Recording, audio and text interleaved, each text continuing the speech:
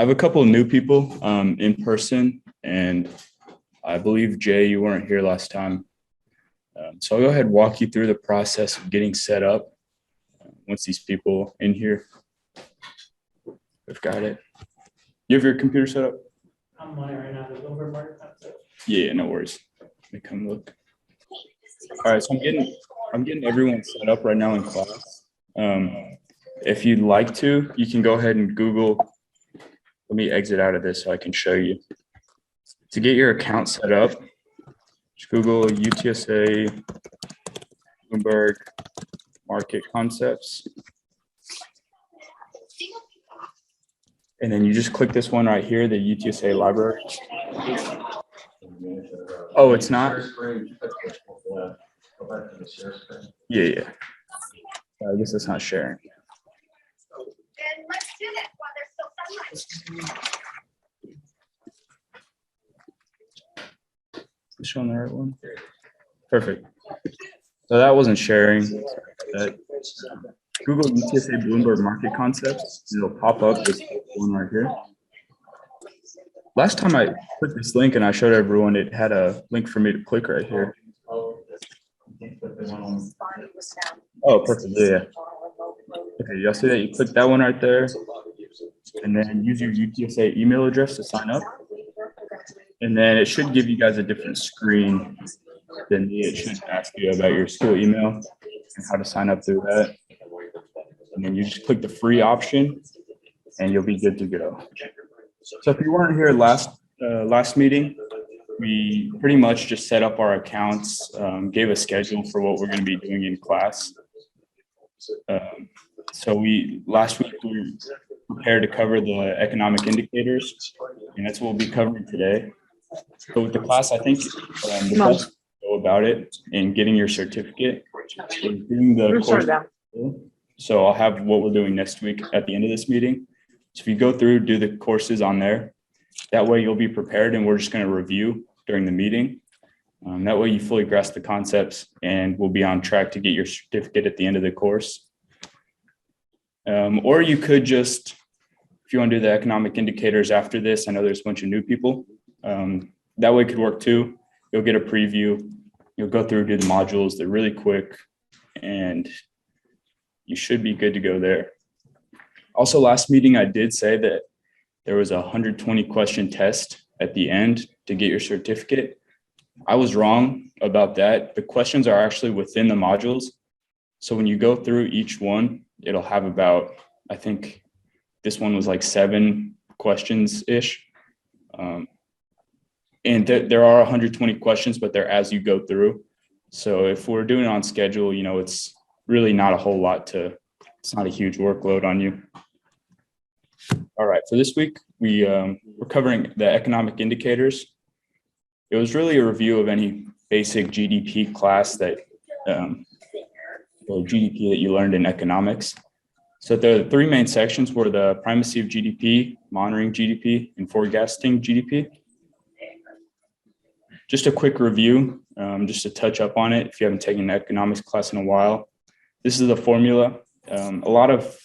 It pretty much just tells you where the economy is going, either upwards or downwards. And that gives investors a good feel on how the market's doing a lot of times. So the C is personal consumption, I is private investment, G is government consumption, and the X minus M is net exports, sorry. And in the United States GDP, if you can see, personal consumption is the main factor there. So that should get you an idea of how people are investing. They're trying to work their way around personal consumption, plan their trades through that. And this section, the primacy of GDP, section recap says that real GDP growth is the main gauge of economic health. Hold on, I got someone joining here. Economic growth is cyclical with a series of booms and busts. Investors interpret the economy through economic indicators, and leading indicators attract the most investor interest.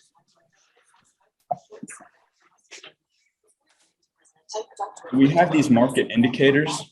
We have economic growth, inflation, unemployment, business confidence, and housing.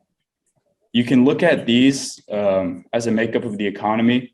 You know, if investors are confident in all of these, of course, the market will be moving in a positive way. Or if there's too much inflation, unemployment, the housing market isn't doing too well, that's also another indicator of where the market is going sometimes.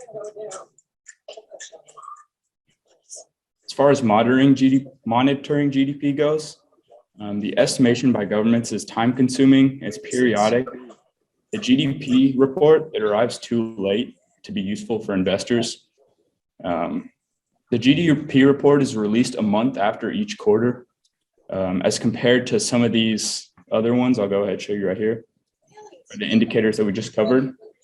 On the Bloomberg terminal, they're released a month, every month, a month after. So like the January report will be released the start of February. So investors are able to see these as it makes up more telling about the GDP than you don't have to wait for it.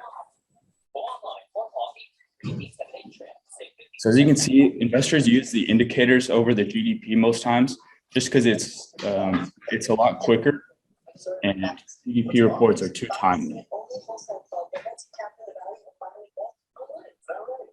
The market indicators compared to the GDP, similar to those on the Bloomberg terminal. I know this class isn't necessarily covering the Bloomberg functions. Professor Sweet, is there a class that covers that yet? We'll have on this side. Okay. How are you going?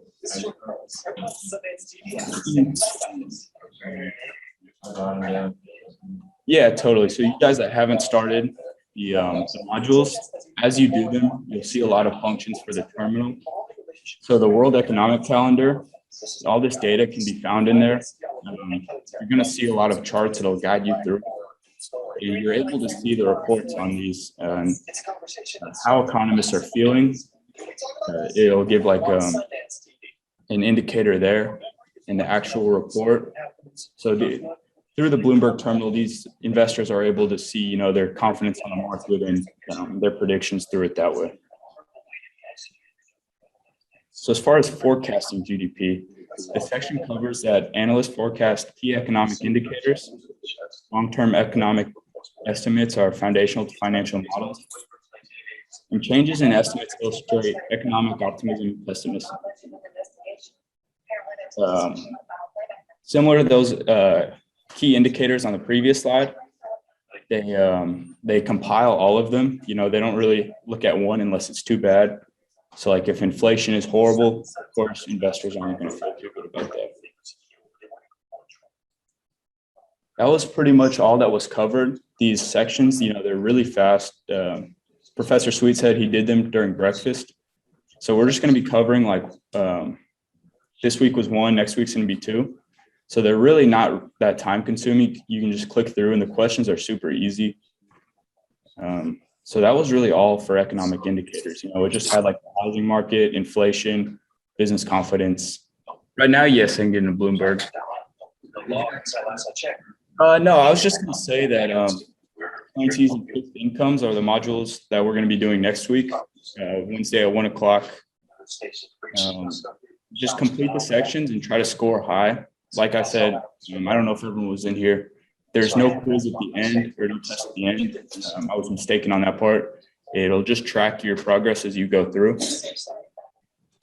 All right. Can y'all see that? Perfect. So we're sharing the Bloomberg terminal right now. So you see, these are the economic indicators you're able to see. As I was saying, so these come out every month.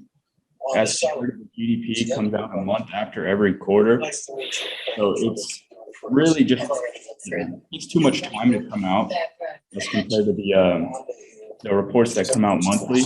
You know, investors are able to gauge how the market's doing based on this rather than waiting too long. So let me see. People here, the FBI is in town. They're gonna get scared.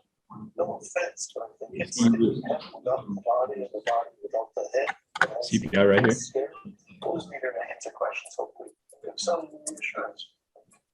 think it's a mistake. Just show you a chart. One thing to be started is on the videos. Video. You go to your storage because of COVID. You can see how the storing COVID is there. So Pretty amazing.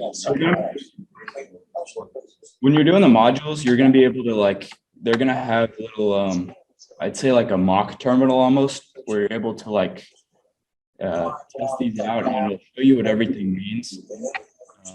So you have the survey of, I think, you know, the economists are survey. Well, I think they actually did tell you a place where they actually list all the economists.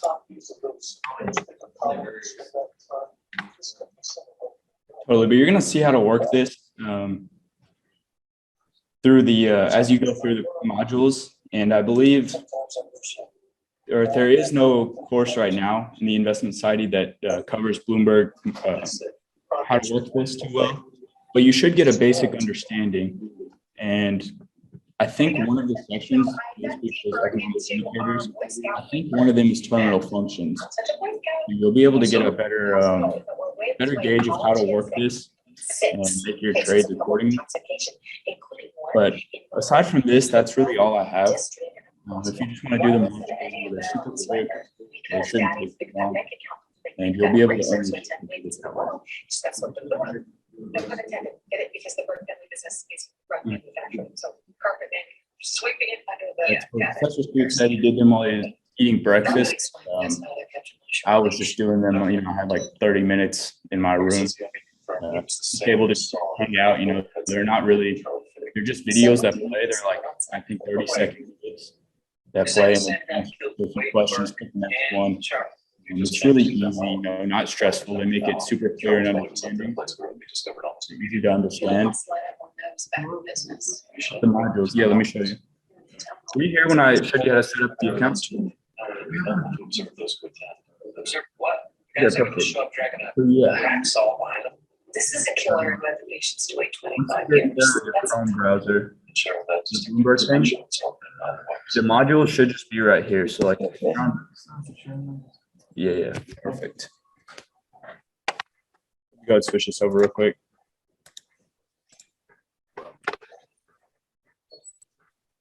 My kids are afraid to go out with their friends. What am I supposed to tell them? We'll answer all of your questions as soon as the meeting comes to order. I'm here now. Can I ask a simple question? It's okay, Tom. We understand your frustration, but that's why we asked the FBI to help. The top profilers are here. Okay. What happens if another person gets their head chopped off while they're busy profiling? Best thing anyone can do is stay calm and vigilant. The investigation is underway. Do you have any leads? Nothing concrete, no, but we are narrowing it this search. But. Right. I'm just showing some people right here how to set up their account Just make sure your windows are secure. and check it out. Hey, Steve, the clock in the window's gonna stop. Okay, perfect. So once you get to the Bloomberg for education site, there's a BMC tab right here. And then you're going to see all the sections. So next week, currencies and fixed income. I'll just go ahead and show you like how the setup works. Currencies are the way the world keeps count. Every security is denominated in terms of a. So you see like these videos, you know, they're probably like 30 seconds each. You just tap through. You can take notes. I wouldn't say it's necessary. You know, if you can just listen for a little bit, you should be able to answer the questions accordingly. And it Can you go down to conclusion? I conclude. think they show all the one-word functions. Yeah, you may not be able to go down there. Yeah, I think to click the conclusion, I have to be a. So I've been on the very, very last, at the very end, when they show the one-word functions, I've been taking a snip picture of that and I've been collecting Mhm. those. To sum up, the three key takeaways from Yeah, it won't let you skip ahead. I'm gonna function. One of the- So yeah, as we were looking in the on Professor Sweet's screen, the one that was shared right before, these are all the functions. We were looking at the World Economic Calendar, and these are other ones that you can look at to forecast GDP and make your assumptions there, how the market's going. I'd imagine there's going to be a lot more, but as I was saying, you're able to just pick up some things from this course and get a better understanding of the Bloomberg terminal. So does anyone right here have any questions that's online or in person?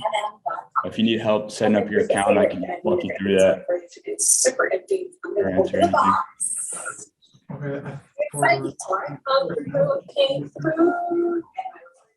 Is it the same username and password or no? To make your account, so just go ahead and Google UTSA Bloomberg Market Concepts just on any browser.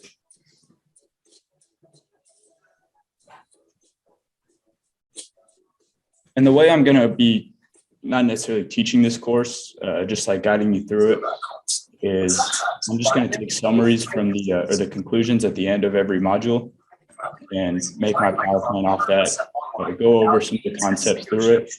But you'll get like all the fine detail through the modules themselves. And that way, once we come into the meeting, we can kind of talk about it, review it, touch up a little. And by the end of it, you know, we'll all be have it complete and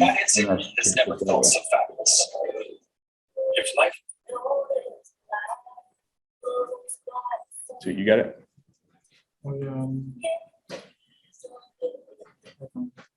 Okay, cool. So we got everyone set up. Okay.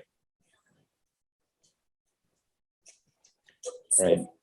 Jay, do you have your account set up?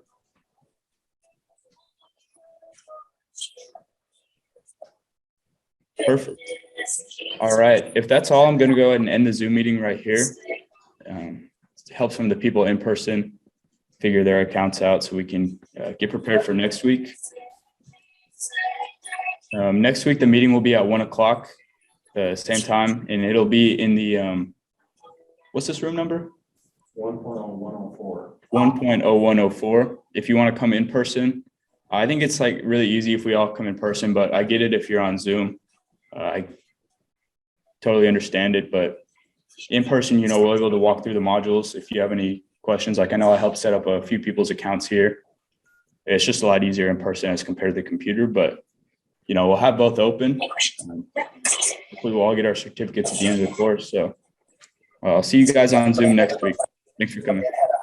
All right, hopefully Camille, you can see what I've got on my screen. All right, so let's just refresh. So, yes, sir, I can see. I'm sorry. Yes. So on the fact exam, I think it's like a 5-page exam. The first page and a half is this stuff. So this is like 1/4 of the exam. So let's just refresh our memories on this. And Miguel, this might be distracting you, so sorry. You're right here. All right, so yeah, present value fact problems. So they're gonna tell you some number in the future, you wanna know what it's worth today. If it's $1, you just take that dollar amount divided by 1 plus some rate to some power. All right, we'll talk about how to do that in Excel. Or they tell you, you got some money today, you invest it in a bank or in a bond, it's going to pay you 5% a year. How much is going to worth in the future? So you take whatever that money you have today is, essentially the present value, times. So remember, in present value, you're dividing, in future value, it's times. So you want to know how much that money is going to be worth in 5 years. So your end would be 5 at whatever rate they give you. All right. They usually have one of each of these on the exam. And it's pretty simple to plug it into your calculator. The next one they do are these factors. I notice on the exam, they don't give you the factors. So they're expecting you to come up with a factor, which means you got to either know the formula or know how to do it in Excel. So I'll show you how you can do it in Excel or know the function. So in this case, the formula is the present value equals the payment times the factor. So this is usually if you're doing a loan schedule, a loan amortization. So you're buying a car today, that's the present value. The factor is whatever, I mean, it's a 5-year loan, that's 6% or whatever, you're gonna get a factor. That times the payment should equals the present value. So what you're gonna do is they're gonna tell you the car costs $40,000, they wanna know what the payment is. So the car cost divided by this factor will give you the payment just with the algebra of that. Or the question I'm seeing, and we'll practice it they say you buy this car, it's got a 5-year loan, but you want to pay off the loan in 3 years, how much is left? All right, so that's a pretty tough question. We'll see how to do that. But if you do an amortization schedule, you should, a nice thing about an amortization schedule, if you do it correctly, the very last period will be 0 because you pay off the loan. So I like to do that in Excel just to make sure I got all the numbers correct. Future value, it's just usually when you're investing for the future. So what we have in the future, if you make annual investments, monthly investments, whatever, you have a factor. There's a formula for the factor. And again, they don't give you the factor on the exam. So you either have to figure out the factor on your own or use an Excel function to do that. So usually what they say is, hey, I want to have $1 million when I retire in 30 years. I think I can make 6%. It's 30 years from now. You get your factor. So you say, well, how much do I need to invest every month? So I need $1 million. That's my future value. The $1 million divided by my factor is going to tell me how much to invest. One last one that they have. So this one is for investment portfolio forecast type of problems. The last one that's related to this because it's a similar formula, and that's an annual return. I call it a CAGR. Right. Annual return, this is a formula we use all the time. If you're not familiar with this formula, don't learn it for the fact, learn it permanently. And what you do here is you take the ending value and you divide it by the beginning value. You take that entire thing and raise it to the 1 divided by the number of periods minus 1. Have you seen that formula before? That's a pretty common formula in finance. A CAGR, just you're trying to figure out how something's growing year to year. An annual return is you're trying to figure out your annual return year to year.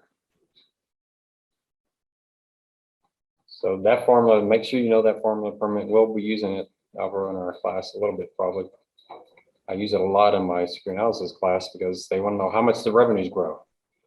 So this is actual, I say annual return or annualized return, however way you want to do it. So let's just practice with them and we'll see. So I did some problems that look very much like the exam problems.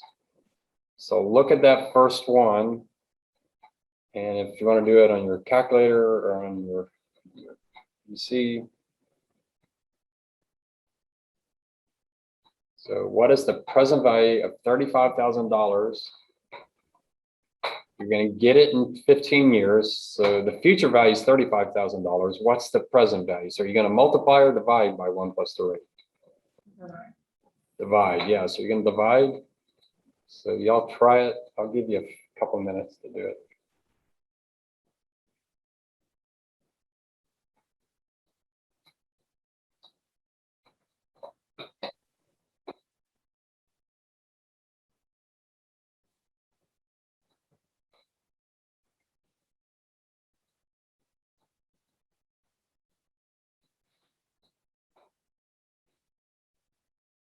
If you got it, let me know. So I'm not waiting for all of you. You're all done. In the room. You ready, Larissa?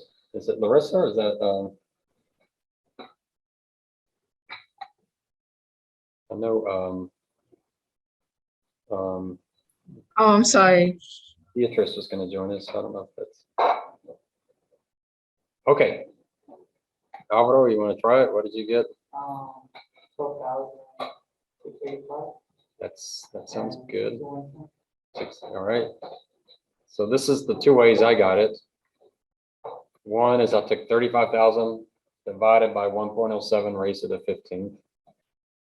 The other, as we saw with Excel, present value, the rate, the time. There is, there's no upfront, and then negative 35,000. You should get. So either one of those would work. I'll put these formulas off to the side so you can see them.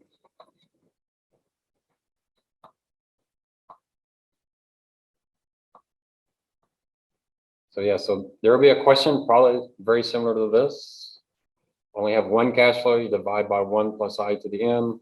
There's your answer. So that one's pretty straightforward. All right. Here's another one that's a future value. So you're saving to buy a car for $55,000 in 3 years. So the future value is 55,000. You can make 4.05%. What does APR mean? Annual percentage rate. What that means is that's the rate without compounding monthly. So the actual APY, the actual compound, will be higher than 5.04. So that 5.04 assumes you don't compound monthly. So the actual rate will be a little higher than that. What deposit do you need to make at the end of, okay, this is a, let's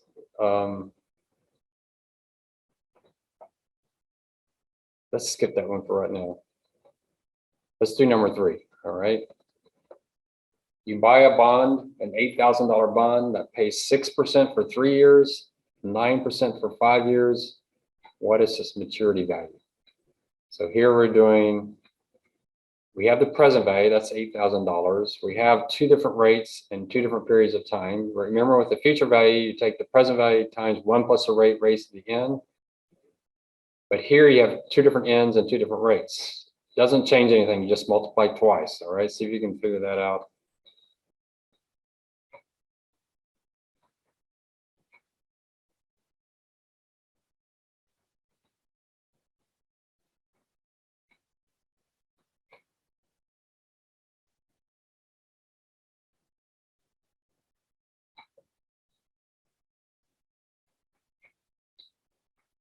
Know when you have it.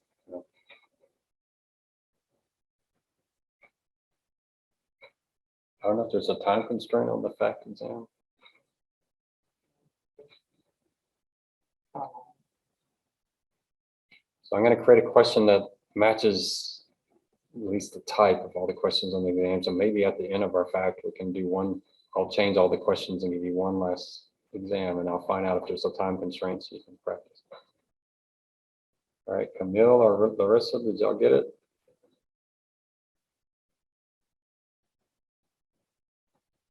Howard, what did you get? C. So you have $8,000 times what?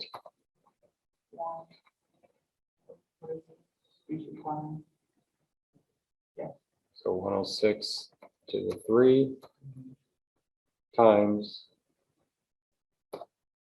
1.095, right? So you just multiply it out, and that's the thing is we have 2 different rates. You just have to do it twice, but it's really not that difficult to do. So 14,660. Any questions, Camille? Is it Larissa up there? And so Yeah, Larissa. I'm actually a freshman, so oh, I'm like familiar with this, but I was just gonna ask you quick about where you got 1.06 and 109 from.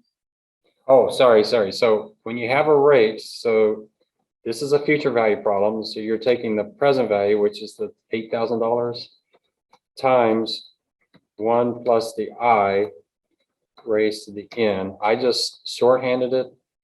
So you have $8,000 times, I could have done it like that, 1 plus 0.06. So that's where the 1.06 came from.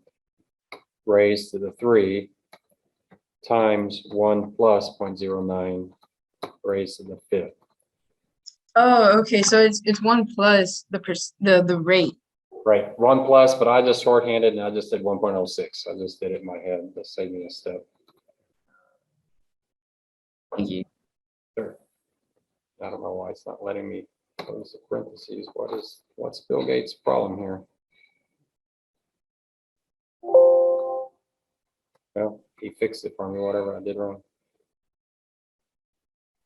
So what's the difference between PV and PMT?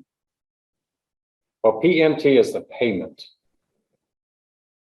And usually what PMT means, it's how many payments, but it's how many payments in a year. So we'll see that. So N is the number of periods. Payment is usually the number of compounding periods in a year. So what would that be if you're compounding monthly? Be 12, right? Yeah. So if it's weekly, it'd be 52. So that's what the payment is. So usually, you know, if there's only one cash flow, the payment, you can just put 0 in your calculator in Excel and you'll get the answer. All right. Let's try this next one. All right, so this one is a CAGR problem. So you sell a stock for 156 bucks. You bought it for $92 10 years earlier. That sounds like a really great return. Well, let's see if it really is. 10 years is a long time. Your money didn't quite double. So what is your annual return on this stock?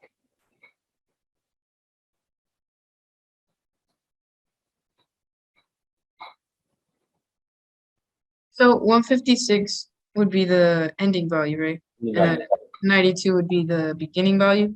Perfect. Yeah, good. Wow, you're going to be so far ahead of by Arisa when you get into these classes.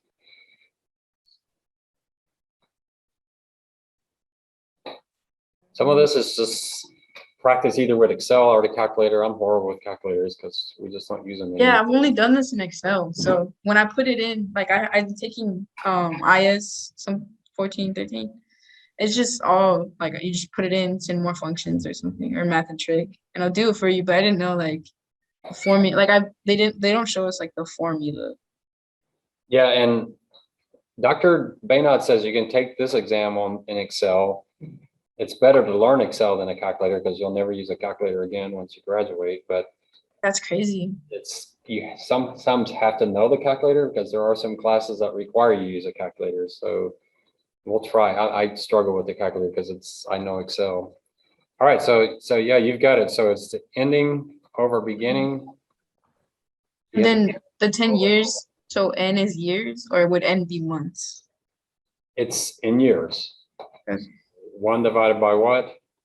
By 10, and then minus 1. So if it's 10 years, you do it to the 1/10 power. So what answer did y'all get?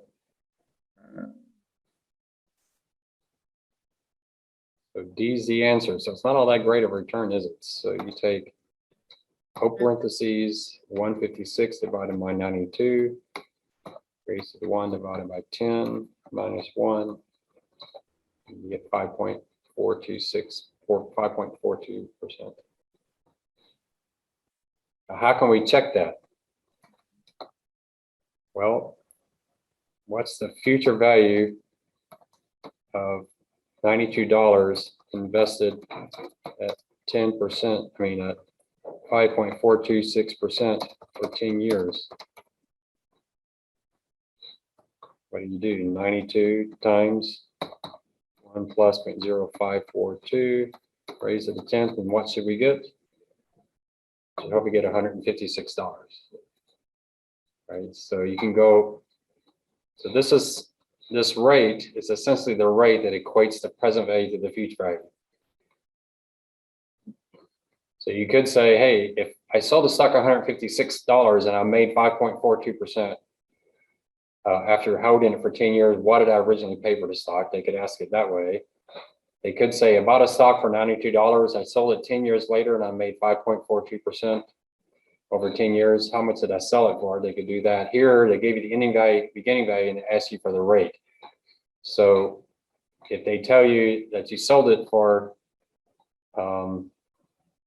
it depends on which direction you're going to. So you can go either way. It can be a present value problem, it can be a future value problem, or it can be a CAGR problem. And in finance, you just got to be able to jump real quickly between those different things.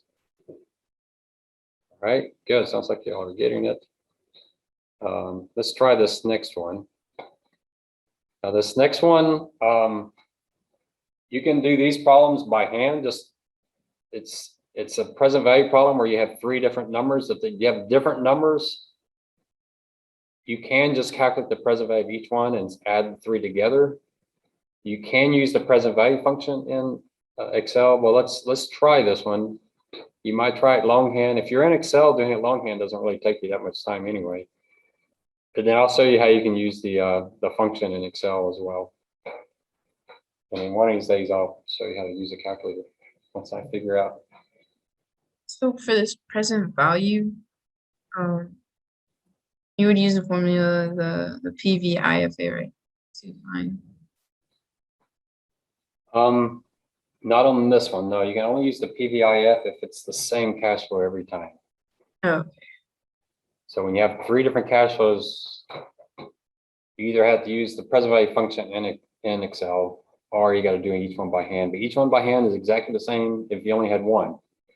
You have 1 cash flow, you get the present value, so it's just the dollar divided by 1 plus the rate for the time. If you have 3, you just have to do those 3 individually and add them together. Now, on the exam, you can kind of look and see they add up to what, 4,500, 7,700. So you know it's going to be less than 7,700. So it's not going to be D. So definitely it's going to be less than the sum of the parts. Anybody have a guess yet?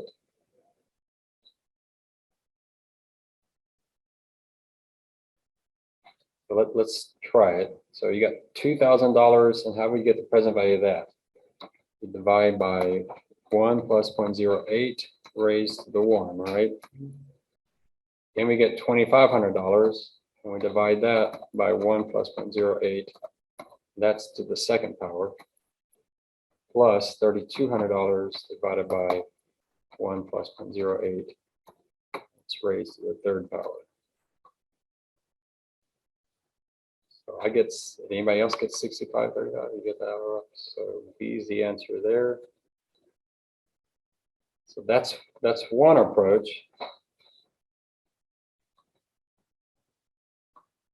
Another approach that you could do is this function here. There's a net present value function. The net present value function, you know, you put the rate in there and you put the cash flows. Now, what would you do if the cash flows were year 1, year 2, and year 4? Then you would have to just put a 0 in there, right? So you can use this function. So let's say it's there's not 1 until year 4. I mean, there's no cash flow in year 3, but there's a cash flow in year 4. When you do that, you just change the last one to 4 instead of 3. And in Excel, you put a 0 there. So the Excel function is probably faster, but it's doing the exact same thing. It just assumes everything's exactly 1 year out. So, you know, if we do comma 0, comma 0, comma 0, it shouldn't have any impact because that's not going to do anything, right? It's the same. Bill Gates takes it. I don't know why he didn't just delete those. All right, so you can use. Professor, Sorry, Professor Sweet, when you put that 0 in, so last week I think we were using like a comma, then another comma. Can you just have successive commas, or do you need to add a 0? That was the PV function. So we're right. Oh, so okay, different. okay. Gotcha. Thank you. I forget what we did with the PV. Okay, here's the PV function. The reason we put the 0 in there is that it wasn't monthly or weekly or anything like that. So it was just, in fact, I think a 1 will give you the same answer too. Let me see. No, slightly different. So the 0 is just telling us that there's no monthly compounding, those kind of things. You know, it's just. Okay. This fits, if you do this on a calculator, the calculator does the same thing. It has the rate, has the N, and then the payment, the PMT, which I think is a really strange term to use. It's just you're telling them how many compounding periods in the year so that you can make that adjustment. Now, NPV, there's an N there, which implies net. So usually you're going to have some cash outflow, and we have to figure out how they handle that. I don't use the NPV function in Excel. I always use the XNPV function. It's far more valuable. What the XNPV function does is it allows you to put specific dates, and it's, to me, if you take my classes, you see why specific dates are far more powerful, because the NPV function assumes that everything happens exactly 1 year from now, or 2 years from now, or 3 years from now. It just assumes that. But if you got let's say you're saving $100,000 a year on a project, it's unlikely that $100,000 in savings is going to come in exactly 12 months. It's probably going to be spread throughout the year. So I like to assume it all happens like in 6 months. I just split the difference. And so the NPV to me is not a powerful function. The X NPV is a really powerful function. All right. So any questions up to there? Question one, let's just refresh it real quick. We just took $35,000 divided by 1.01 plus 0.07 raised to the 15. The present value of $30,000 that we're going to receive in 15 years at 7% is $12,685,611. Here we have a bond that pays 6% for 3 years and 9% for 5 years. We just take the present value, the 8,000 times 1 plus 0.06, raised to the third, times 1 plus 0.09, raised to the fifth. We get 14,660.21. Here we have a return. So we take the ending value, 156, divided by beginning value, 92, raised to the 1, divided by the number of years, which is 10 minus 1, we get the 5.4. And here you just have to take the present value of each dollar amount. All right. All right. So, Larissa, you asked about the PVIF and the FVIF. So let's try number 6. And what we're going to do here, there's two. Let me show you first the formulas that you can use. The PVIF is a fairly massive formula. It's a lot harder than the future value one. So it's 1 minus 1 divided by 1 plus the rate raised to the n, and that whole thing divided by the rate. Okay. The I and the n need to be on the same basis. So if you're doing stuff on a monthly basis, the I needs to be a monthly rate and the n needs to be number of months. All right. So you got to make sure the I and n are the same basis. So if they're giving you annual interest rate, but the compounding is monthly, then you take that rate, divide by 12, and you take the number of years times 12, and that will give you that. You can also use, there's a payment function that you can also use, and I'll have to show you how to do the payment function. But look at this question. This is a pretty tricky question. And I always do this with loan schedules, so I have to show you a loan schedule. But if you're not familiar how to do this, this is actually a pretty powerful thing to know. Anytime I go to a bank to borrow money, I don't borrow money for cars very often, but if I do, I always do the schedule in advance just to make sure I'm not getting ripped off. But you're going to borrow $46,000 to buy a car.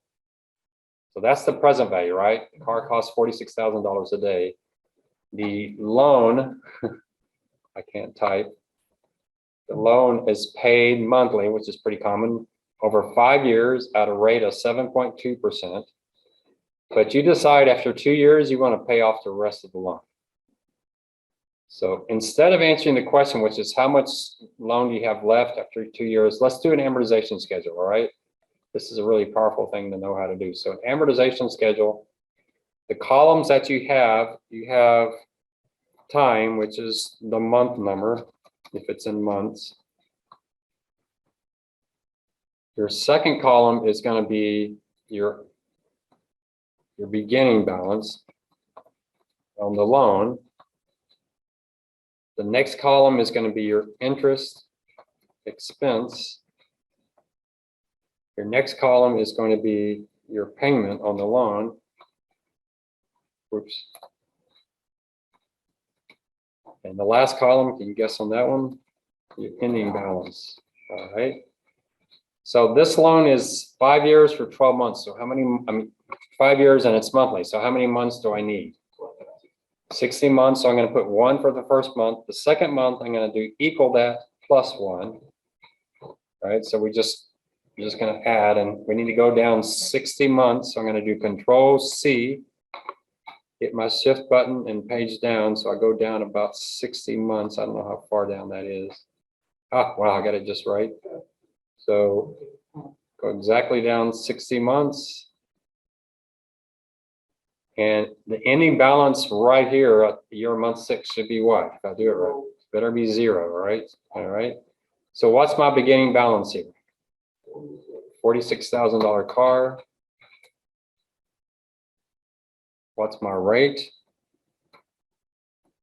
We said 7.2%, but it's monthly. So how do I convert this to monthly rate? Divide by 12. So 0.072 divided by 12. So there's my monthly rate. And what's my time, my N? It was 5 years, but monthly. So 5 times 12, so 60 months. All right, so what we're going to do is, how much interest is the bank going to charge you the first month? Well, interest is just going to be your beginning balance times your rate. I'm going to lock that in with the dollar sign. So the 46,000 times dollar sign, wherever you have your rate. I have mine in V32, but wherever you have your rate. So the bank's going to charge you $276 that first month in interest. Right now, what's the payment going to be? We could use the formula, but I'm going to actually use the payment function here. So we do PMT. We have the rate. The number of periods, 60. And the present value is 46,000, right? So 0.6% for 60 periods for 46,000. There's my payment. You have to start with a negative sign because they do everything backwards for some reason. Yeah, I thought that was weird. Like when you have to put it in, you have to put it in as a negative, and if it's a negative, put it in a positive. Yeah, I saw videos explaining the logic behind that, and it's just they're trying to say if you receive this, you pay this. So it's kind of strange, but yeah. So what's your ending balance? Well, you started with a loan of $46,000. The bank adds $276 to it, but you pay off $915.20. So at the end of that first period, you have $45,360. What's your beginning balance the next period? Should be that ending balance. What's your interest expense going to be? You can just copy this down, right? If you locked it in. You locked it in, so it's going to be that 45,360 times that 0.6%. As long as you locked it in, then when you copy it down, it will always stay on row 32. What's my payment going to be? Well, I can just reference that 915 because I'm going to pay 915. Now, it's exactly 915. Actually, it's 915.201961693. You know, so there's going to be some rounding issues here. I learned when I paid off a bank loan early that they take that rounding and they actually, when you pay off the loan early, they actually charge you a few extra $100 because of that rounding problem, which seems illegal to me. But and what's my ending balance? The same thing. My beginning balance plus the interest minus the payment. The nice thing is the interest is coming down slowly, so I'm making a bigger dent. Now what I can do is I can just highlight those 4 cells and double click that little square there. Copy it all the way down. If I did it right, I should be at 0 at the end. And I did it right, but Bill Gates messed up. So there's a little bit of a rounding issue in Excel. You might say that's not a big deal. It should be exactly 0. He's got it 0.000000. Not a big deal to us. There are some scientific applications where this Excel error is a major problem. But anyway, he's got pretty close to 0. Did y'all follow that, or did I go too fast? Oh yeah, it was. So as long as you get in that cell reference right, then it'll copy like exactly the same. Yeah, the key is to get that 0 at the end. So however you get that in there. So I'm using the payment function here. You Yeah. can use the longer formula. You use the longer formula like that, you'll actually get the factor. And when you get the factor, then your payment is just the amount of the loan divided by that factor. Oh, okay. Okay. So it's 46,000 divided by 915. Yeah. Oh. No, 46,000 divided by 50.2621. So this So remember the formula says the present value equals the payment Mhm. times the present value interest factor in annuity, which means the payment Says equals PV. present value divided by the present value interest factor annuity. Here's the present value interest factor annuity, 50.2. If you have 60 periods, the Yeah. PVIFA will always be less than 60. Okay. If you're doing a future value problem, the FVIFA will be greater than your N. So present value is That's the future value, and like present value, since there's 60 months, then it has to be less than 60. right, because you have to pay more than, you know, you're Yeah. dividing by that, so your payment's going to be more. So if your interest rate was 0, Mhm. your PVIFA would be exactly 60. You just, you know, you pay no interest and you just pay off the loan exactly 1/60th a month.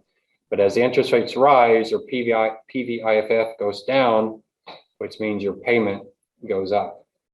All right, so that's one way to do it, but it's easier to do it in Excel if you just use the payment function. And it almost feels like cheating on the exam because Bill Gates is telling you what to input. So you just got to know that that PMT function is there. So yeah, Larissa, you asked about the PMT function. To me, it gets really confusing here because this is a PMT function as well. So the PMT is I see you put a negative before you put PMT, or you put like a dash. yeah, if you don't do the minus, then Cause that's crazy. Cause when you like go to the functions menu and you select PMT, like you have to put the negative in.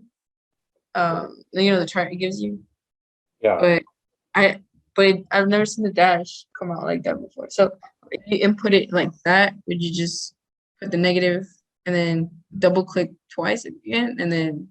oh, I'm not sure if I'm following. You would put it on the number, on the present value, on the, like this. If you go to the formulas menu. Oh, I see. Yeah, it's on the formulas menu. I see what you're And saying. I'm used to doing that, but when you put it in like that, so you just is like the dash necessary for when you're just doing it without going to the formulas menu. Like that? Yep. If you wouldn't do Yeah. it, And would it still come out like that? Yeah. Oh, okay, You okay. can put it there. I put it at the very beginning. Yeah, you can put it there. You can put it there. Yeah. Yeah, good question. Not bad. But thank you. Yeah, and try to get in the habit of not using the formula. You know, once you use the formula, try to get it so you're plugging it without using that function. I don't like, just I can give you my personal opinion. I don't like using Bloomberg functions all the time. I like to sometimes, I actually like to do the longer formulas sometimes just so my mind is thinking through the formula. This formula looks really, really messy, but this formula actually, when we value bonds, this formula is, I don't know if I'll show you or not, but this formula looks a lot like what we do when we value bonds. It's a pretty insightful formula. It looks really, really messy, but it actually is not as messy as it looks. All right, so have y'all done your amortization schedule? Everybody get it to go down to 0? All right, so what did they ask here? So you can look it up. You're going to pay off the loan after 2 years. So you've made 24 payments. What's your outstanding loan amount? so it would be on the 20, so you look 25th, right? No, it'd be 24th because the ending of 24th, you would have made 24 payments, right? Oh, yeah. I don't know on the exam if they would trick you with that. Well, I mean, the beginning balance 25 and the ending balance 24. Yeah. Yeah, you could look at the beginning balance on 25. That would work. All right. So what did you get when you do that? 29,552.56. Yeah. 29,552.56. All right. That's crazy. So practice that a lot. That's present value, future value is huge part of finance. What we'll do next week is we're going to talk about valuing bonds. Valuing bonds, boy, I do it a weird way, but I'll show you how to do it again. I like to see the whole schedule, how it all plays out. In Alvaro, that's what you're going to see it in my class. I'll make y'all do it longhand. What do you teach in the class, or what's in class called? Well, Alvaro is taking my Principles of Investments class. No, principles and investments. I tend to do things longhand in Excel because I like to see what the actual calculation is. My fear is when people plug things in calculators or use Excel functions, they know how to get the answer, but they're not visually seeing what's actually going on, what the actual calculation. Yeah, that's how I feel in IS for 1413. It's like you know how to do things, but you don't know what they're for. Like they don't have a name to them. So like with a bond, I like to do the whole schedule because if you do the whole schedule, you can also calculate the bond's duration. And Alvaro was in our class, we talked a lot about duration. Mhm. You can't calculate duration unless you put it in that function because it's just too complicated of a math problem. So I like to see it all spelled out. We'll do that next week. I'll show you the actual details so you can see what it looks like. So you can see what the Excel function's actually doing. All right, I don't know if we have time. Let's look at this one. And why don't y'all work this one between now and next week? We'll let this be the last one. So you're saving to buy a car in 3 years. You can make 5.4% a year compounded monthly. What deposit do you need to make at the end of each month? So you're going to make 36 investments to meet your savings goal in 3 years. All right, so you have, let me just show you the functions. You have the FEIFA function, which is an easier formula. When you do that, you get 38.77, but you can also use the payment function here as well. All right, but what I want to do, so y'all look at this, what I want to do next week is actually do the schedule. So what does this schedule look like? Well, it starts with beginning balance. That looks, or no, I'm sorry. It starts with the month number, time. So you might try this on your own. We won't do it today. I'll just give you a little experiment. And then you have the beginning balance. What's your beginning balance here? How much did you have the first month when you started investing? Zero. So beginning balance will be 0. The next one is not interest expense, but it's interest earned, right? Because it's your money. Mhm. The next one's going to be not payment, but investment. And then the ending balance.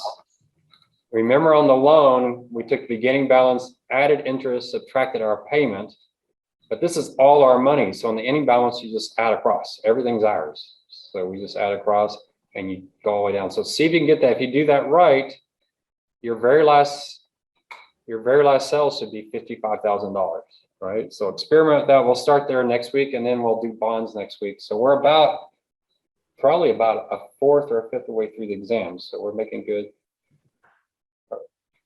Camille, if y'all email me, if you want this spreadsheet, email me at Mahler, I can't type on an email, Mahler6@sbcglobal.net. Email me, I'll send you this spreadsheet. And I have the calculations off onto the right if you want to see how I do it. But don't look on this number 2, do number 2 on your own without looking. So in Excel, you can use the Excel functions or you can do it by hand. Either works. I'm not really sure, how to get that last one we did without doing the amortization schedule. There's probably some way to do it, but I'm not familiar with that.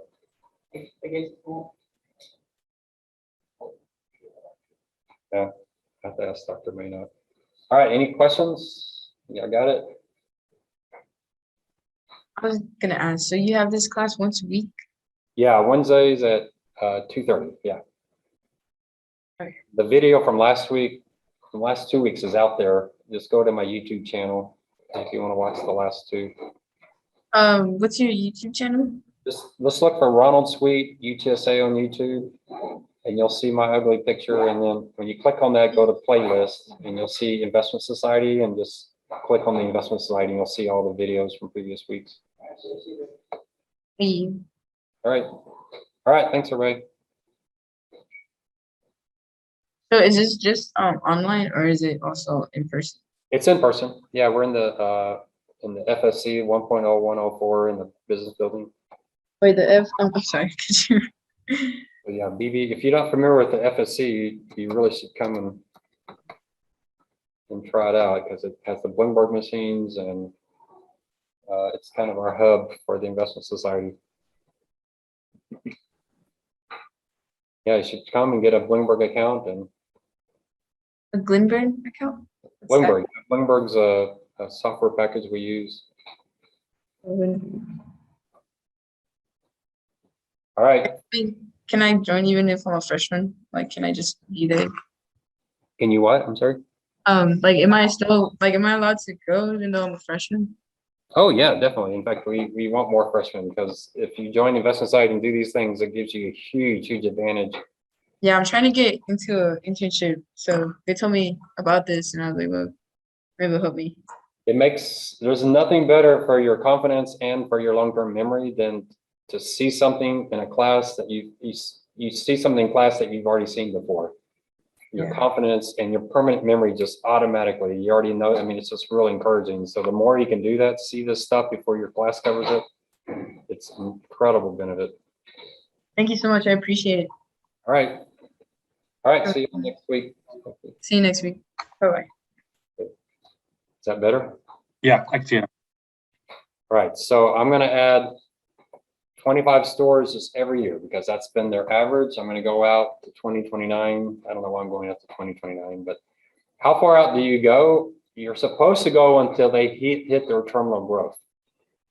So they're just growing like the economy. So for a Costco, who knows how far out that would be? It's probably longer than it would be for Walmart. But if you're doing a Google or something like that, boy, it gets a little more difficult. You go out 40, 50 years, how far do you go? You know, with Facebook, how far do you go? Maybe once you have 7 billion customers. So, you know, it's hard to, you're starting to think if Facebook's even going to be used in 5 years from now. So, you know, it's getting interesting. The next thing you have is revenue per store. So the question here is our growth. So in my ideas, so we talked about this last night in my security analysis class. So if you're doing revenue per store versus say revenue per PP&E, revenue per store should grow by inflation because revenue is in dollars and stores is not a dollar. All right. So if you're taking a dollar amount and divided by a non-dollar amount, it should grow with inflation. If you're doing revenue per PP&E, those are both in dollars. There's no reason for that to grow with inflation because your PP&E is growing with inflation. So in that case, it's just, you know, it's just zero. So if you're growing your PP&E, you can say they're gonna add this much in PP&E each year. Then you would just, whatever your revenue per PP&E last year was, you would just keep that constant number. So here, what's our inflation assumption? What does everybody assume? Right, we're just assuming 2%. So what was the actual growth in their revenue per store? It's actually been pretty strong, hasn't it? The last several years, it's been pretty strong. You can take out the COVID years, but they've averaged 4%. Now, one thing we noticed last time is their membership fees jump every few years, and they tend to jump by the constant $5. But it's hard to say that's what's causing it. You go back further, the 2% looks more reasonable. It's 3, 4, you know, we can see. Well, let's start with 2% just to get us started. We can come back. That's a pretty key assumption. Pretty important. So our revenue per store, we're just going to take the revenue per store. Well, okay, here's the next question is, are we going to pull this back because of COVID? So I'm going to actually, this is my assumption. I'm going to take 2020 and multiply it by 1 plus 2% squared to give me 2 years. So it's actually going to be less than 2021, but at least reflect the fact that 2021 was some unusual year. And then after that, I'll grow that at 2%. And there's no rules here. I mean, you're just using your own judgment. But I doubt people are going to be rushing to Costco. I mean, COVID was an amazing windfall for Costco and Walmart. You know, my own budget, boy, I went from $8,000 a year on restaurants to like $1.50. Bought a Pepsi at a store once. You know, it's just amazing, that adjustment. And so I'll copy that out. So now we got a revenue forecast, don't we? How do we get our revenue? Anybody got this? We got 842 stores and our revenue per store is $218 million. Can you do the math there?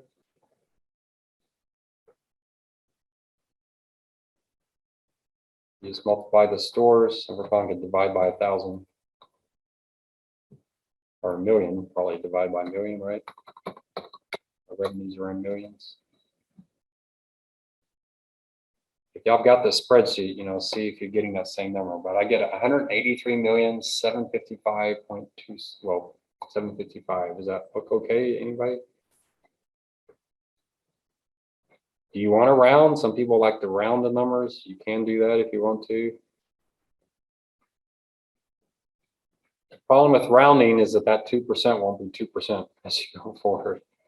Well, I guess it would work, wouldn't it? Yeah, it should work. So if you wanted to round, you might do comma -2. So you just got 183,800 if you want to. The advantage of rounding, it does cause some problems. Like if you're doing net present value type of problems, you don't want to do rounding because you try to do break even, you can't get the 0. But the thing I like about rounding is it doesn't imply precision that's not there. I remember, boy, sometimes I give someone a number and I would joke and go out 2 or 3 decimals, like on a 5-year forecast, just joking, thinking the person would say, why are you giving me decimals? This is a forecast. But I'm talking to an accountant and say, wait, what was those last 2 decimals? It's like, are you kidding me? You think I'm that accurate? All right, so I'm going to copy this out. And the next thing I'm going to do is I'm going to graph it because I'm a visual person sometimes, not always. But does that look like a reasonable forecast? Now, the first thing your boss is going to ask is what? This right here, right? Can you answer that? Yeah, I mean, this is COVID. We're thinking it's going to come back to a longer term trend. That's a pretty easy question to answer. What's driving this growth? New stores.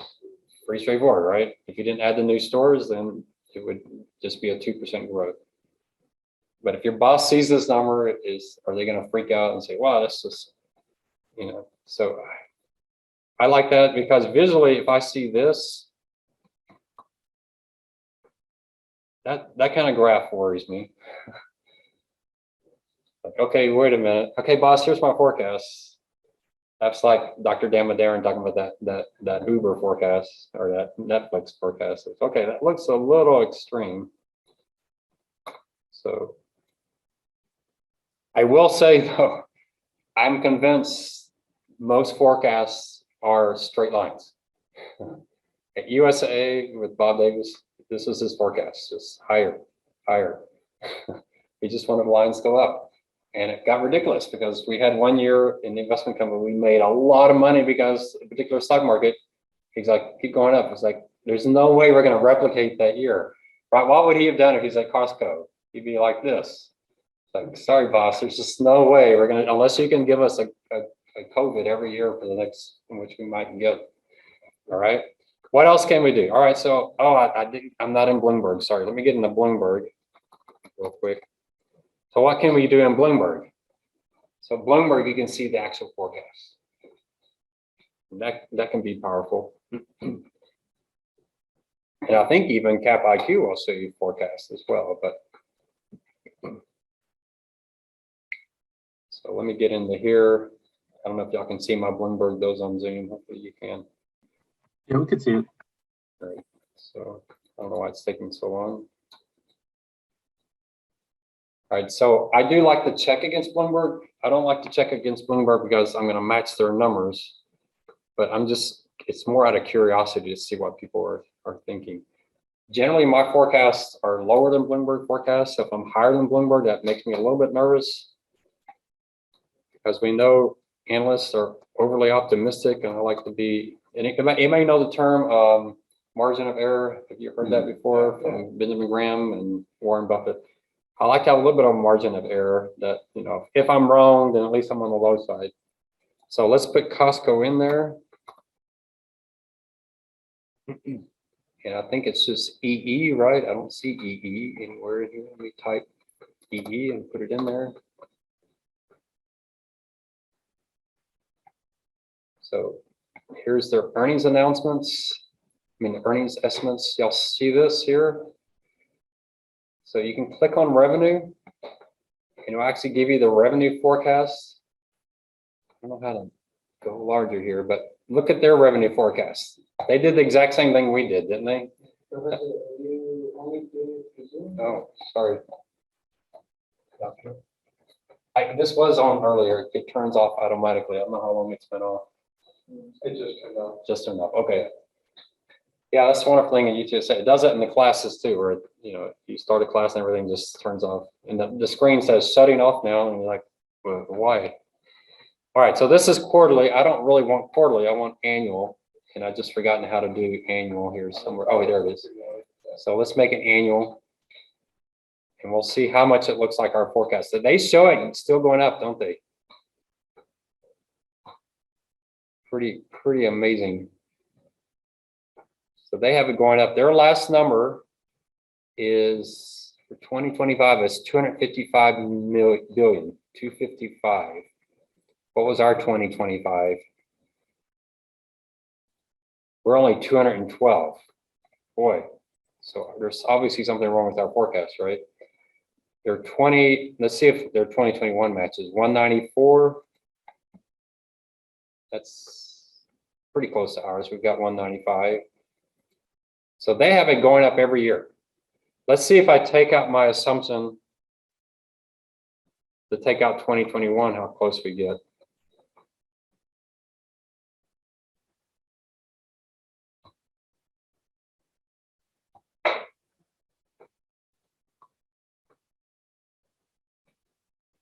So then my 2025 is 238, 257. Boy, so what do you think they're thinking here?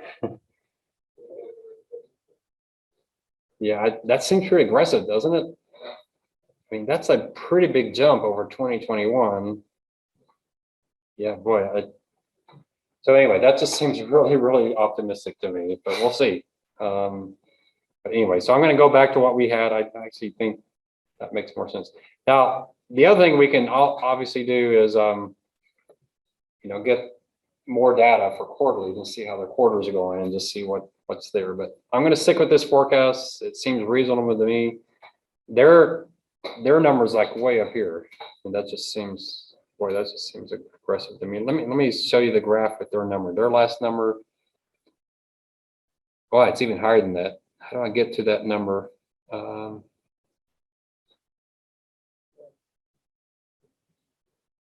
Does it show it? Where does it show it? Wait, it's frustrating. 257. It keeps going up. So okay, there it is. 257. Someone write this down. 257, 64, 6. I can't remember that. Or I just got it. What was it? 257, 646. No. 257. All right. It's just out of curiosity. Let's do this. I just want to show you all the charts. So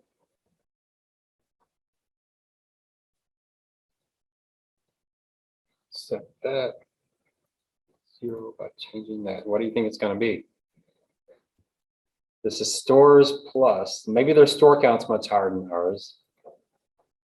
Whoa.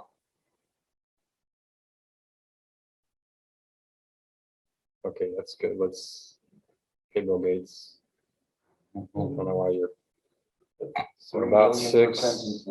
How much do we get there? 6.1. All right, let's see how close I can get.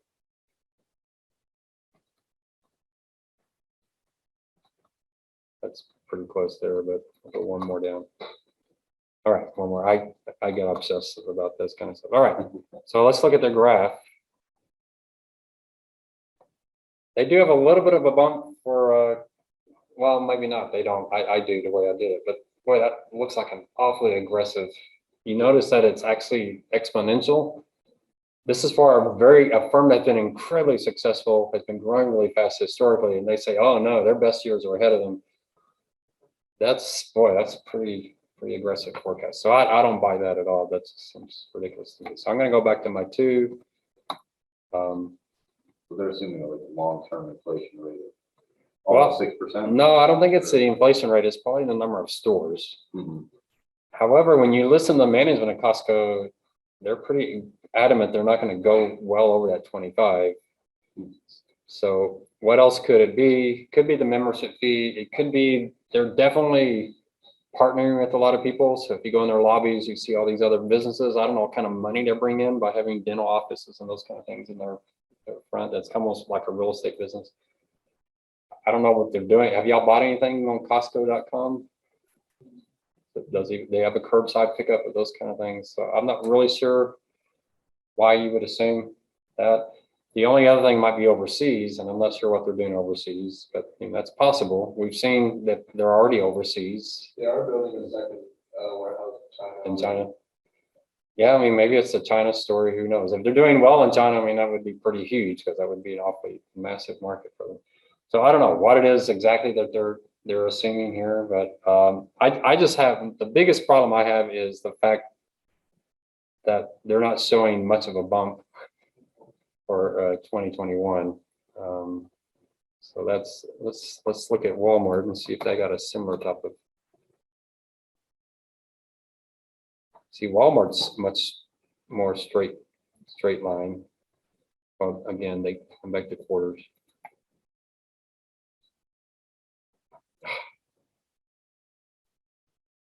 See, Walmart's a flat line. So they're just really optimistic with Costco.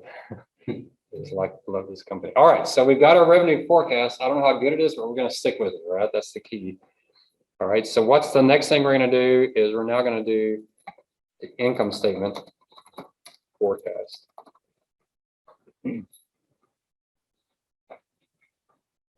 Income statement forecast is much easier. In fact, for Costco might be the easiest company in the entire world to forecast. So top line is going to be revenue. So let's go get our year. I don't remember what year we started with. 1998. We'll get our year and go get our revenue. And so we'll copy that across however far we went.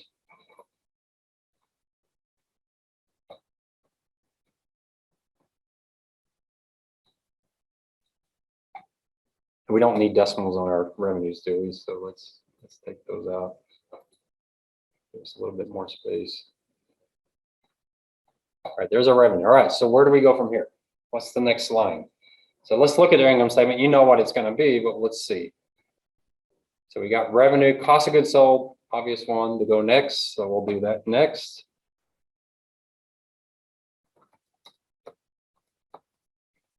And then what goes below cost of goods sold? The gross margin. You want it in dollars, and you want your gross margin in percent. Now, this isn't Microsoft, so we're not going to get 70%, 80% gross margins, but we'll see what we get. So let's go get that cost of goods sold. In the income statement, 10 billion.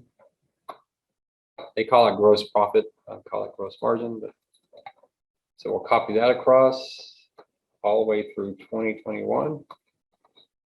Right, that's as far as we can go. Whoops. Why is there one? Do they have a forecast in?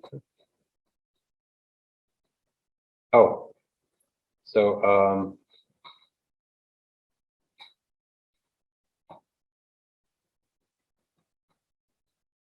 where does it stop? So let's make sure I got this. 19. Oh, that's 1991. So we got to find, where is 98? 98 is right. That's our first month is 98. It's column I. All right. So I got a little ahead of myself. I thought we were using all years, but column I.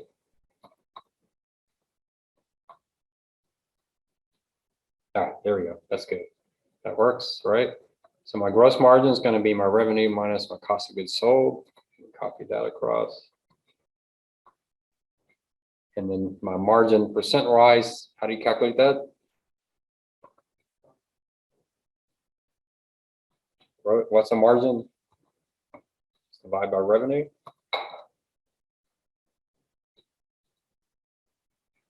There's my gross margin, copy that across. Right?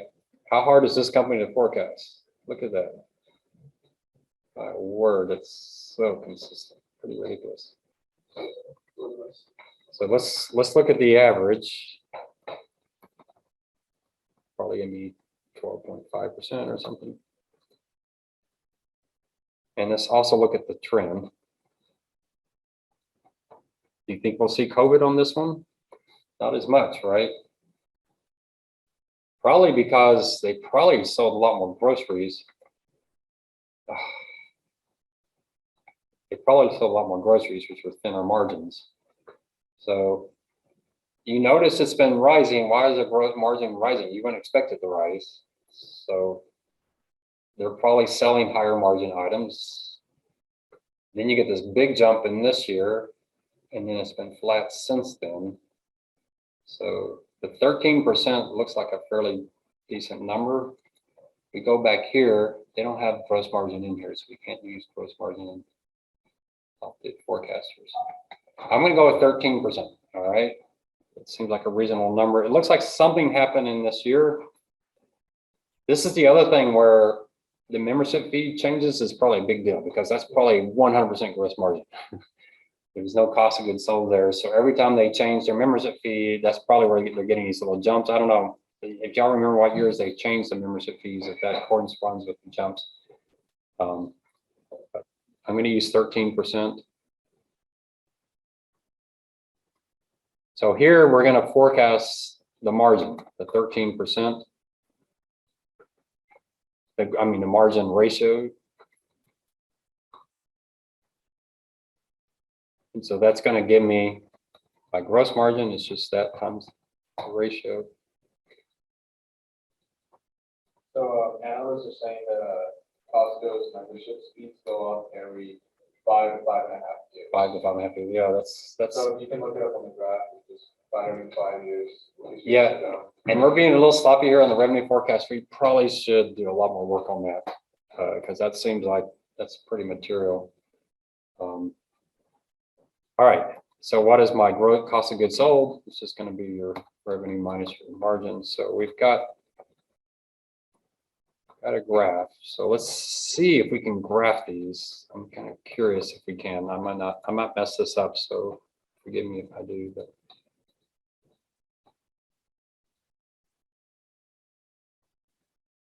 all right, so y'all, anything stick out there? Let's put some years in there, right? So we can tell what's going on.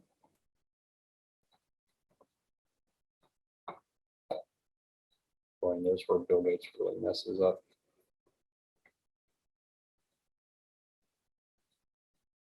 Okay. Anything really stand out there? So there's the 2020. There's 2021. 2021 sticks out again. We somewhat expect that, right? So you can see let's ignore COVID and let's just forecast the company as if COVID never happened. Now you're gonna make an argument that COVID has permanently changed Costco's shoppers. I seriously doubt it. I see more and more people eating out at restaurants, so I seriously doubt it. But so the other thing you ask is, part of this is credibility. If you show this to your boss, how are they going to react? Are they going to be like, "Are you kidding me? That's the stupidest thing I ever saw." Does that seem reasonable? I don't see anything that looks like egregiously unreasonable there. The gray bars are growing pretty well. The orange bars are growing pretty well. Now, if you're doing the paper from a security analysis class, this is not a bad chart to put in there. It's not one of the charts I built, but this wouldn't be a bad chart to put in there just to show. If you wanted to put a text box right here and say COVID, or whatever, but looks reasonable. So when I do a forecast, as I go, I like to do graphics just to make sure I don't have something outlandish, because I have something outlandish, I want to fix it as I go. All right, everybody okay so far? All right, so the next thing we have, let's go to the income statement. What do y'all see next? SG&A maybe? All right, let's figure out what we need. We have SG&A, they have pre-opening costs. I'm not sure exactly what that means. I assume it's to get a new building ready. is that going to be useful for us or not? So my view on things like this is, you know, we can put it in there if we want to, but if we don't have any insight on that line item, we might as well just lump it in and just do one big number. What's the other line they have? Other. Okay, so there's their line. So let's try it. You know, again, graphics is always helpful.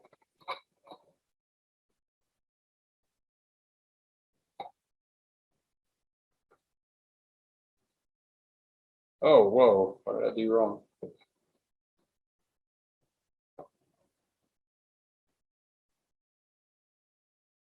That the other went to zeros, so that doesn't look like, yeah, it's just going to be these. Let's see if I can graph these two. Let's see if we see any major shifts over time. I mean, what do you see there? Pre-open costs, pretty material, right? There's any reason for us to have a separate line there? What's that famous Aristotle quote? There's no reason that. What is it? Something about more precision than imply more precision than you're possibly capable of, whatever. So what do accountants believe? All right, here's a big difference between finance and accountants. Accountants believe the more lines you have and more details you have, the more accurate your forecast should be. Finance says, no, you're just fooling yourself. So I always tell my students the story of UTSA wanting me to forecast my travel meals 5 years out. Not just how much travel I was going to do, but how much I was going to spend on travel. I was like, why do you need the mills? It's well, the IRS taxes mills differently. Like, why don't you just apply a factor to historical data? It's like, I don't even know where I'm going. How am I going to forecast the mills I'm going to have? It just seems ridiculous. But their view is, no, we need that detail because we'll get a more accurate. I think you're kidding yourself. So what we're going to do is so go back to our forecast. We're going to do S, G, and A, and we're going to include that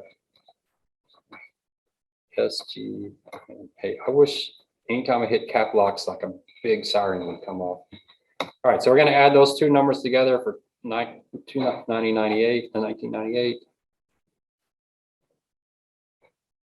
So we're going to actually add all three of them. So that 25 plus 26. Plus that. We probably could just do the total operating expense, right? 2109. Yeah, let's just do that. I'll just do line 30, 31.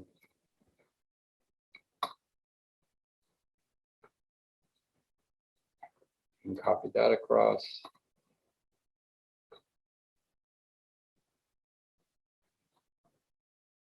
So let's look at their income statement just to make sure we're not missing anything. So then they have operating incomes, so we should be good. I don't see any other line that's coming up, so we should be good. But we'll double check just to make sure. So the next one they call operating income.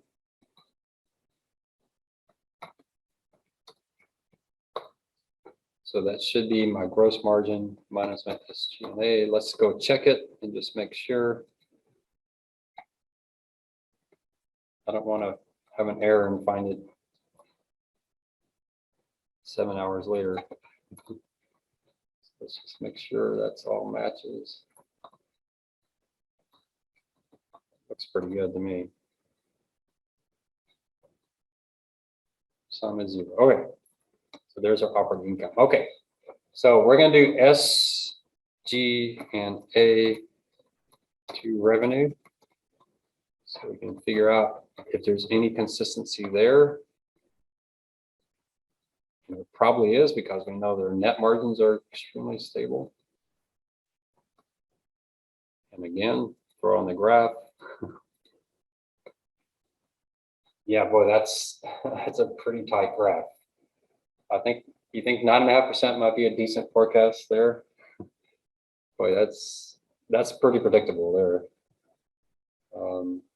They've been hovering around 10, so that's something to keep in mind. You know, maybe we can experiment with a little bit of that, but 9.5% seems awfully good for me. So I'm going to forecast 9.5%. All right, what time did we start? 3:15. All right, so we have a couple minutes here. Okay. All right, let's do some color coding here. The things that I'm forecasting, I'm going to put those in green. So I know everything else is a formula, so the only thing I change is the things in green. All right, right. Everything else is just there. So how do I get my expenses? I just take revenue times my forecast. That gives me, and I can do my, what do you think I'm going to do next? Standard. That looks a lot like my revenues. COVID, everything seems reasonable. Did they have operating revenue on the, oh, let me go back to Costco.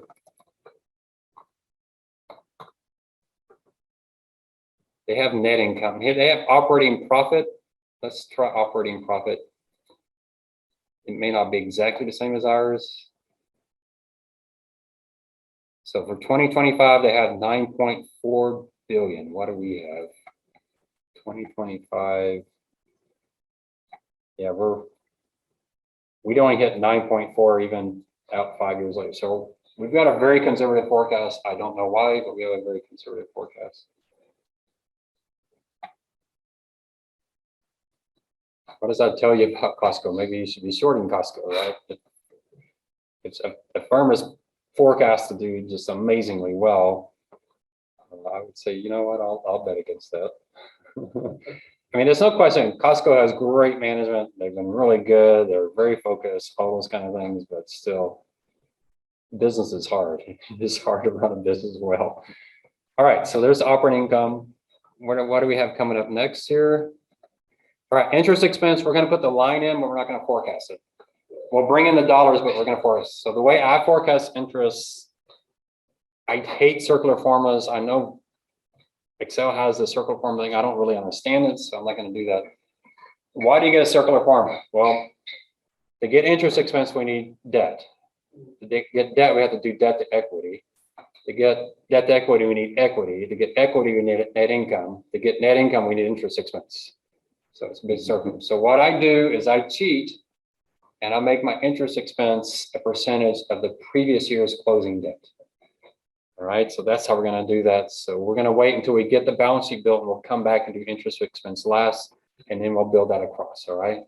Now, that should be okay with Costco if their debt's pretty stable. If their debt's not stable, we may have to make some manual adjustments with that number. For right now, we'll just do that. So we'll put interest expense in there, and then we're not going to fill it in other than bringing in the historical data. Oops. Where are you here? 1998.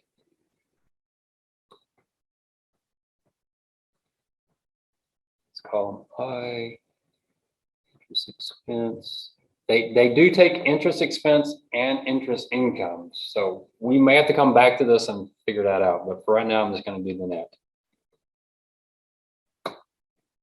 And they also show it, let's make sure here. Is the negative number is interest expense or the negative number is interest income? So negative number is expense, a positive number is extra revenue. So I want interest expense to be a positive number or a negative number. What do you think would be more logical? To me, 21 makes more sense to me. Does that sound all right to you? Right? Don't you think so? I mean, we're subtracting 21 million, right? That's just, it's an expense. Expenses should be positive numbers. What's the next line? All right. Unusual items. But this is EBIT. Huh? If they're just adding all the terms, then making them negative makes it still subtractive. Yeah, just saying the title is interest expense.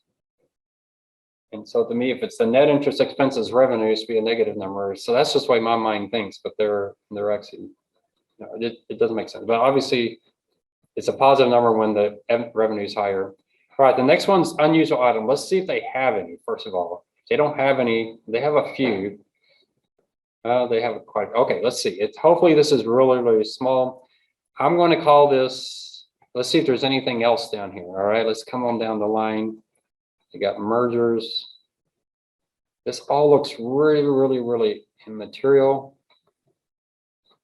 So let's just bring them. I'm just gonna call it other. So let's do equal sum. I'm just gonna bring them all in. So all of these right here. We may have a problem with that negative positive, so we'll have to see. We'll have to double check our number. And then mergers, acquisition, there's those.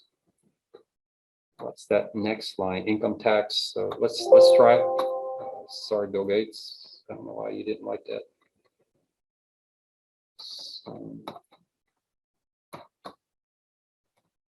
Copy that across. We'll have to double check. Just real quickly, so this is earnings before taxes. So we take operating income minus interest expense minus other. We'll see, it might have to be plus other, but we'll check. Let's do our check digit, 766. Earnings, unusual items, 766. So we'll stop right here this week. Let's just make sure we've got it. I guess as I'm going the wrong direction on my others, so we'll have to look at that. Yeah, all right. So on the other, we need to do minus that. I'm calling it other expenses, right? That may not be correct. There might be something else there. Let's see then, 0, 0, 0. It looks like we match all the way down. All right, so we'll stop there. What we'll do is we'll look at these others. On the others, you know, if you add it up over time, it adds up to 36. So guess what my forecast is going to be? Here, I'm actually going to forecast a dollar amount, and I'm going to forecast 0.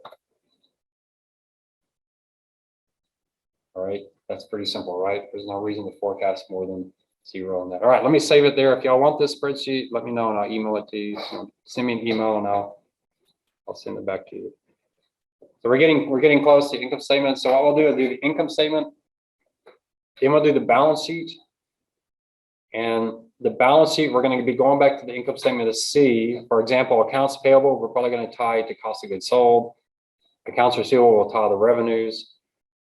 So we'll probably be able to get the income statement and balance sheet next week. And then I don't know how long it's going to take us. We're going to build a cash flow statement. That's the hardest part, because we got to go line by line the balance sheet and make sure we capture everything. And we'll probably go the wrong direction in one place. So we got a good start here. All right. That's it for today. Thanks everybody on Zoom. Hopefully you saw all that. If you're on Zoom, you couldn't keep up with that, send me an email and I'll send you the spreadsheet. So, all right, see you guys.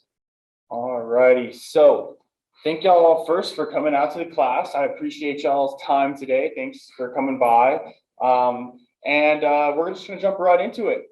On the agenda today, we're just gonna go over a couple things, Telegram and Discord.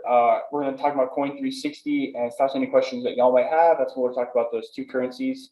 I'll be going over some crypto terms. I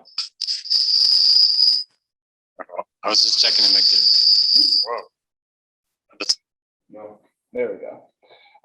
Then we'll be talking about KYCs and DEXs, and then some kind of cool projects for natural gas waste converted into Bitcoin mining, the energy coming off that. So let's just jump right into it. So for these are two apps that you're going to want to have downloaded if you don't have them downloaded already. So Telegram is widely used not only through the investment society, but all throughout other crypto projects, just because of the security of it and the ability to message anonymously and privately with secure chat. So download it if you don't have it already, because in general with the crypto community, you are probably going to be joining some Telegrams And that's where our chat is located as well. And then for Discord, this is another app that you're going to want to have if you don't have it downloaded already. And it's going to be another kind of just messaging app to have conversations. Coin360 is a really good resource that I use all the time, pretty much every day. We talked about a little bit last class, and y'all can kind of see over here how it works. So it's basically a visualizer, a 360-degree visualizer of the market. And it kind of has like those rolling news feeds as well, just like the traditional market. But what I use this for is to kind of gain a macro perspective of the market, because you have day-to-day changes, but it gives you kind of an overall idea of, if you take all the money locked into crypto, this is how it's divided up. So you can see here the majority of it is Bitcoin, second is going to be Ethereum, and then everything else kind of shares a little bit of the pie. So the goal is to find one of these small squares before it becomes a big square. So that's the goal.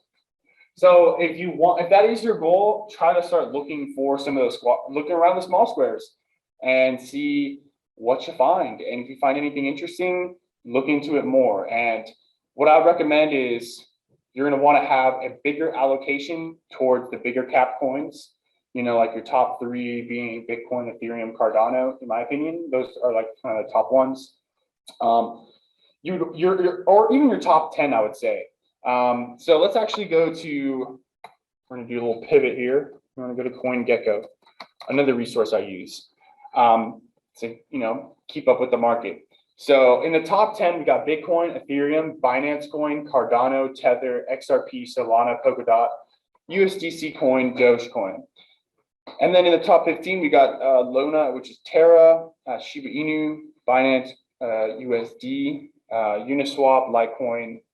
So out of these, Binance USD, USD Coin, Tether, these are stable coins. So if you don't know what a stable coin is essentially pegged one-to-one to the US dollar.